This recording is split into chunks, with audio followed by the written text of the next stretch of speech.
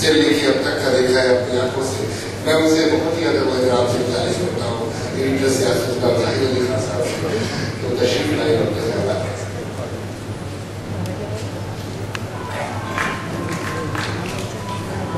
محترم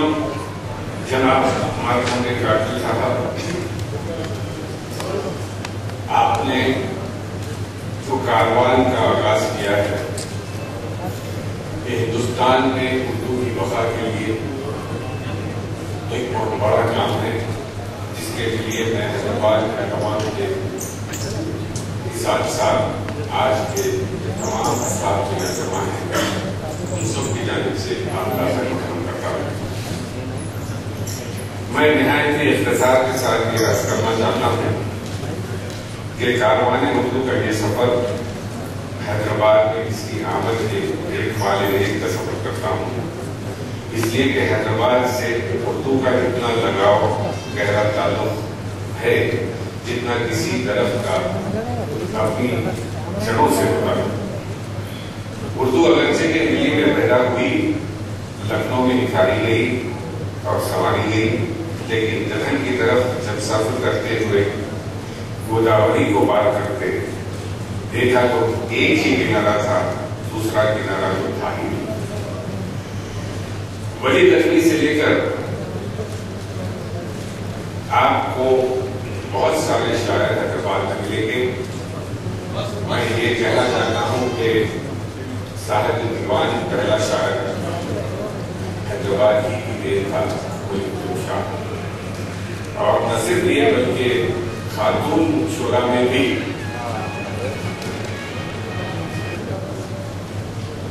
محلہ بھائی چندہ نے سب سے پہلا اپنا دیوان حیدرآباد سے پیش کرتے ہوئے حیدرآباد کو یہ عظمت دی کہ حیدرآباد کی شناخت اردو سے رہی اور اردو کی آج بھی اردو کی شناخت حیدرآباد میں باقی ہے. ہندوستان کی پہلے جنگی آزادی میں 1857 میں جب دلی اور لکھنؤ کے اجڑ جانے کے بعد تب اردو کے ادیبوں، دانشوروں، شعراء اور اہل قلم نے حیدرآباد کی اپنی عافیت کو سمجھا. چنانچہ آپ بہترین امیر مینائی، علی حیدر، نظم طبائی، مرزا محمد ہادی، رسوا، عبدالمالک دریابادی، عبدالعلیم شرر، جوش دریابادی، جلیل مانک پوری، فانی بدایونی نے حیدرآباد کا رخ کیا اور حیدرآباد کو امن کے لیے حیدرآباد نے ان کا استقبال بھی کرتے رہا. آج یہ میں کہنے کے موقف میں ہوں کہ حیدرآباد وہ پہلا مقام ہے جہاں سے 1888 میں اردو کو سرکاری زبان دینے میں نظام میں چھٹے نظام نواب میر محبوب علی خان نے، جن کے وزیر اعظم سالار جنگ دوم تھے، انہوں نے فارسی سے اردو کو سرکاری زبان کا درجہ اور یہ زبان پھلتی پھولتی رہی اور عثمانیہ یونیورسٹی کا قیام بھی دنیا کی بلکہ ہندوستان کی سب سے پہلی یونیورسٹی تھی جو ایک ہندوستانی زبان میں قائم تھی. یہ ایک ایسا اعزاز ہے کہ یہاں پر اردو میں تعلیم ملی اور عثمان علی خان نے اس کا سنگ بنیاد رکھا اور پھر اردو کو ترقی دینے کے لیے عثمانیہ یونیورسٹی کو اردو میڈیم کے ذریعے عثمانیہ یونیورسٹی کو پورے ہندوستان میں پھیلانے کی کوشش کی. یہ میں کہہ سکتا ہوں کہ آزادی کے بعد بتدریج حیدرآباد میں آندھرا پردیش میں اردو کو دوسری زبان ضرور قرار کیا گیا، سرکاری زبان میں نہیں، لیکن انصاف کے بارے میں یہ ڈاؤٹ ہم کو رہا ہے کہ جو انصاف اردو کے ساتھ ہونا چاہیے تھا وہ اردو کے ساتھ نہیں ہو سکتا. شروع صاحب نے اپنی تقریر میں یہ بتایا کہ 1000 کروڑ کا بجٹ آندھرا پردیش گورنمنٹ نے دیا ہے، لیکن اگر اس کو پرسنٹیج کا حساب نکالا جائے تو وہ صرف 1% ہوتا ہے. لہذا ہم یہ مطالبہ کرتے ہیں کہ اردو کے ساتھ انصاف کو لانے کے لیے عملی جامعہ پھیلانے کی سخت ضرورت ہے. حیدرآباد میں عثمان علی خان نے حیدرآباد کی سرپرستی کرتے ہوئے دارالترجمہ قائم کیا اور سارے انگریزی مواد کو اسباب کو سارے اردو زبان میں اس کا بہترین ترجمین کے ساتھ اس کا ترجمہ کرتے ہوئے حیدرآباد کو ایک انمول تحفہ کیا تھا، جس کے ذریعے تعلیم میڈیکل کی ہو، انجینئرنگ کی ہو یا کسی اور سبجیکٹ کی ہو، وہ ساری کی ساری اردو زبان میں ہوتی رہی، جس کی مثال میں یہ دے سکتا ہوں کہ ڈاکٹر چنا ریڈی سے لے کر راج بہادر گوڑ نے ڈاکٹری میں یہاں تعلیم حاصل کی، اور ایسے ہی اصحاب ڈاکٹر منان اور دیگر احباب نے اردو میں میڈیسن کی تعلیم حاصل کر کے اپنا حیدرآباد میں نہیں بلکہ سارے ہندوستان کا اپنا مقام پیدا کیا تھا۔ حیدرآباد پھر اس کے بعد جامعہ عثمانیہ نے راج بہادر گوڑ، مخدوم محی الدین، سکندر علی وقت، آر سکسینہ، میر حسن، عابد علی خان، سلیمان علی، شاہد صدیقی، کنور بادشاہ جیسے بے شمار ماہرین فن کو حیدرآباد میں پیدا کیا ہے، جس کی شاید کی مثال کسی اور جگہ مل سکتی ہے۔ یہ اور بات ہے کہ اردو کی ترقی کے معاملے میں جو کام یہاں ہو رہے ہیں اس کام کی سراہد کی بھی ضرورت ہے۔ میں نے قاضی صاحب سے یہ بتایا ہے کہ اردو ذریعے تعلیم کے پرانے شہر میں جتنے بھی مدارس تھے ایک کے بعد دیگر سب کے سب ختم کر دیے، جب ان کو تیلگو میڈیم کے ساتھ منسلک کرتے ہوئے اردو کے درجے کو کم کیا گیا ہے، جس کی واحد مثال یہ ہے کہ آج اردو میڈیم میں پڑھنے والے ایک سروے کے مطابق ہم نے آج سے 4 سال پہلے ایک سروے کیا تھا، اس سے یہ پتہ چلتا ہے کہ ہر سال تقریباً 250 سے زائد بچے جو 5ویں اور 7ویں جماعت میں تعلیم حاصل کرتے تھے، انہوں نے تعلیم ترک کرتے ہوئے کسی چھوٹے کارخانے میں یا ہوٹل میں کام کرنے لگے ہیں، جس سے وہ اپنے خاندان کی معاشیات کو درست کرنا چاہتے ہیں۔ یہ اور بات ہے کہ حکومت نہ صحیح لیکن حیدرآباد میں چند ادارے ایسے بھی ہیں جو اردو کی مدد کے لیے آگے بڑھ رہے ہیں اور اردو کی خدمت کر رہے ہیں۔ مثال کے طور پر میرے والد محترم عابد علی خان صاحب کے انتقال کے بعد ہم نے اردو تعلیم کے لیے عابد علی خان ایجوکیشنل ٹرسٹ قائم کیا، جس کے ذریعے ہم نے 3 کورسز ایسے بچوں کے لیے جو اسکول کی صورت میں رہتے ہیں ان کے لیے عالم اردو دانی، زبان دانی اور انشاء کے امتحانات منعقد کرتے ہیں، جو نہ صرف آندھرا پردیش میں جاری رہتے ہیں بلکہ یہ امتحانات مراٹھواڑہ، کرناٹک اور دیگر علاقوں میں بھی اس کی تعلیم جاری ہے اور ہر سال اس کے امتحانات ہوتے ہیں۔ اس کے علاوہ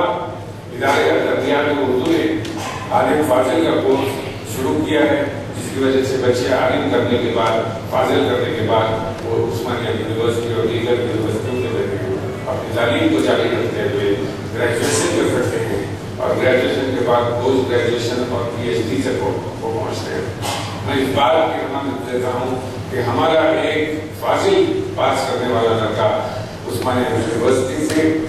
BA کیا، عثمانیہ یونیورسٹی سے MA کیا، عثمانیہ یونیورسٹی سے PhD کرنے کے بعد اس کو فورن لینگویجز میں آج لیکچرر کے پوسٹ پر وہ اپنی ملازمت کر رہا ہے۔ تو یہ ساری چیزیں ایسی ہیں جس کی مدد سے ہم اردو کی مدد کر سکتے ہیں۔ میرے کارواں ہم کو ملے ہیں، میں چاہتا ہوں کہ میرے کارواں سارے ہندوستان میں اردو کی ترقی کے لیے کام کرنے کے لیے ہم سب کو لے کر آگے بڑھیں، اور انشاءاللہ ہم کو اس میں بڑی کامیابی حاصل ہو سکتی ہے۔ میں یہ بھی کہہ سکتا ہوں کہ دلی میں ابھی ہم نے عبدالباسط صاحب کی مدد سے جامع ملیہ میں 6 روزہ خطاطی کا اور پینٹنگ کا پروگرام رکھا تھا۔ مجھے خوشی کی بات ہے کہ وہاں بے شمار نوجوان لڑکے اور لڑکیاں وہاں پر آ رہے تھے، ان میں ہندو بھی تھے اور مسلمان بھی تھے، لیکن خطاطی کا پروگرام دیکھنے جب وہ آ رہے تھے تو میں نے ان سے یہ پوچھا کہ آپ کیا اردو زبان جانتے ہیں؟ تو کسی نے یہ نہیں کہا کہ وہ اردو سیکھ رہے ہیں یا اردو پڑھ رہے ہیں یا اردو سے وہ واقف ہیں۔ انہوں نے یہ خواہش کی ہے کہ عابد علی خان ایجوکیشن ٹرسٹ کے تحت آپ امتحانات دلی میں بھی منعقد کیجیے، اور جامعہ اس بات کی ذمہ داری لیتا ہے کہ وہ اردو تعلیم کے لیے اپنے ساتھ مقابلہ کر سکیں۔ مایوس ہونے کی بات نہیں ہے، میں آپ کو یقیناً ایک اردو اخبار چلانا بہت مشکل کام ہے. اکبر علامہ نے صحیح کہا کہ تو نکالو نا دو مقابلوں تو اخبار نکالو. تو یہ جو بات ہے وہ یقیناً وہ بات ہے. آج اردو صحافت کو اس لیے تکلیف ہے کہ گورنمنٹ نے جو اشتہارات دیتے ہیں الفابیٹیکل آرڈر سے اگر وہ دیے جائیں تو آسام، بنگالی، پنجابی یہ سب ختم ہونے کے بعد جب یوں تک پہنچتے ہیں تو سارا بجٹ ختم ہو جاتا ہے. یقیناً اردو اخبارات کو کم اشتہارات ملتے ہیں، لیکن مجھے پوری امید ہے کہ پریس کاؤنسل اس بات پر غور کرتے ہوئے اس بات کے لیے کوشش کرے گی کہ اردو اخبارات کو بھی ان کا حق ملے اور اس کے ساتھ ہی ان کی ترقی کے اور بھی مداخلت کر سکتے ہیں. اردو کی بقا کے لیے میں سمجھتا ہوں کہ ہم کو مایوس ہونے کی کوئی ضرورت نہیں ہے. اس لیے کہ اگر سیاست کی انٹرنیٹ سائٹ کو آپ دیکھیں گے تو ساری دنیا سے ہر مہینے 10 لاکھ سے زائد اردودان لوگ ساری دنیا سے سیاست کو پڑھتے ہیں. اور یہی وجہ ہے کہ اب ہم نے جو اپنی سائٹ میں آپ اگر ہندی اردو زبان میں کرتے ہیں تو اردو زبان ہی کے الفاظ ایز اٹ از وہ ہندی زبان میں آ جاتے ہیں. اور جب سے ہم نے تجربہ کیا تو ہمیں نارتھ انڈیا سے تقریباً 30,000 سے زائد ہٹس آج سیاست کو آ رہے ہیں. میں اس کے لیے ظہیر کو مبارکباد دیتا ہوں کہ انہوں نے یہ تجویز مجھ سے پیش کی تھی کہ اس طرح کریں گے. اور میں انشاءاللہ یہ بھی چاہتا ہوں کہ ہماری ریاست میں آندھرا پردیش کے آندھرا علاقے میں خاص طور پر لوگ مسلمان لوگ بھی ان کی مادری زبان تیلگو ہے. تیلگو جانتے ہیں لیکن اردو زبان لکھنے پڑھنے سے وہ واقع نہیں. دلی میں ابھی ہم ایک سائٹ کی کوشش کر رہے ہیں. ایک سی ڈی ہماری تیار ہو رہی ہے، ایک پلاننگ تیار ہو رہی ہے کہ آپ ٹائپ کریں گے اردو میں اور وہی مواد آپ کو مل جائے گا تیلگو زبان میں. اور آپ آندھرا پردیش میں اس علاقے کے لوگ جہاں پر اردو نہیں پڑھی جاتی، نہیں بولی جاتی، بول تو سکتے ہیں، بات کر سکتے ہیں، لیکن لکھ پڑھ نہیں سکتے. ان لوگ کے لیے اس سفارش کا موقع ملے گا کہ وہ ہے تو اردو زبان سیکھنے کے لیے. تیسری بات یہ ہے میں ڈاکٹر صاحب سے سامنے پیش کرنا چاہتا ہوں، اس لیے کہ میں زیادہ وقت نہیں لینا چاہتا کہ آپ سب منتظر ہیں کہ ڈاکٹر صاحب کی تقریر سنیں اور ان کے خیالات سے واقف ہوں. تو میں یہ چاہتا ہوں کہ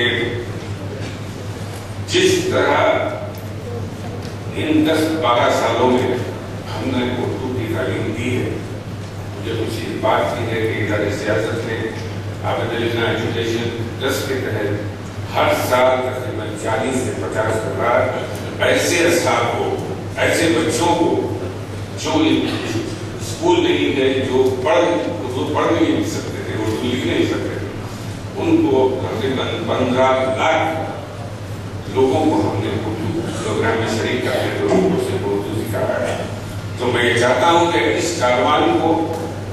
ملک کے دوسرے حصے میں، اردو حیدرآباد میں تو کام ہو رہا ہے، حیدرآباد میں لوگ کام کر رہے ہیں اردو کے لیے. آپ دیکھیں کہ ایک ہی 2 دن کے اشتہار کے نتیجے میں کل تقریباً 6,000 لوگ مشاعرہ سننے کے لیے آئے. مشاعرہ آج مشاعرے کی جان اردو کو پھیلانے میں بڑی مددگار ثابت ہو رہی ہے. تو میں یہ چاہتا ہوں کہ جب تک ہمارے اپنے لوگ، میں اکثر یہ بچوں سے کہتا آیا ہوں کہ تم اپنی ماں کو جتنا چاہتے ہو اتنا ہی چاہت اپنی زبان، ماں کی زبان کے ساتھ کریں،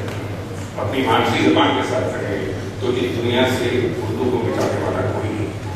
اردو میں اتنی طاقت، اتنا دم ہے کہ وہ اپنے خود سے زندہ رہ سکتے ہیں، لیکن اس کو سپورٹ نہیں کر سکتے. آپ دیکھیں گے کہ USSR میں جب انقلاب آیا 75 سالوں کے اندر وہاں کی ساری زبانیں ختم ہو اور رشین لینگویج وہاں زندہ ہو گئی. لیکن اردو زبان آج آزادی کے 60 سال کے بعد ہندوستان کی اردو زبان کا زندہ رہنا اس بات کا ثبوت ہے کہ اس زبان میں دم ہے، اس زبان کو اپنے آپ کو زندہ رکھنے کی صلاحیت رکھتی ہے. تو آج میں صدر احترام کے ساتھ ڈاکٹر صاحب کا یہاں پر بعد میں خیر مقدم साथ साथ संस्कृत को लेकर, इसलिए कि संस्कृत और उर्दू दो ऐसी जबानें हैं जो हिंदुस्तानी जमाने के अंदर, और इन दो जबानों की बका आज बेहद मुश्किल दुश्वार तो दिख रही है, लेकिन उसको जिंदा करने के लिए अगर गांधी साहब के जैसे चंद और लोग हिंदुस्तान में पैदा होते हैं तो मुझे लगता है कि उर्दू इंशाअल्लाह इस मुल्क में पाकिस्तान से ज्यादा तरक्की करेगी। क्योंकि मैं ये जानता हूँ, मैंने पाकिस्तान का भी दौरा किया है, तो मुझे पता है कि पाकिस्तान में सिंधी बोली जाती है, पश्तो बोली जाती है, लेकिन आज कश्मीर से कन्याकुमारी तक और बंगाल से पंजाब तक आपको उर्दू बोलने वाले, उर्दू पढ़ने वाले आज हिंदुस्तान में मौजूद है। तो मैं हिंदुस्तान से पुरुम्मीद हूँ कि हमको अगर गांधी साहब के जैसे चंद लोग इस कारवान में शामिल होकर हमको लाकर बख्श सकते हैं तो उर्दू के जिंदा रहने में कोई तकलीफ बाकी नहीं रहता। मैं फिर एक बार गांधी साहब का, उनकी टीम का, आसिफ साहब का खैर मकदम करता हूँ और इस बात का मैं उनको इतना दिला कर सकता हूँ कि ये कारवान जब हैदराबाद पहुंचा है तो इस तहरीक में वो जान पैदा होगी कि वो जान के जरिए आप हिंदुस्तान करते हैं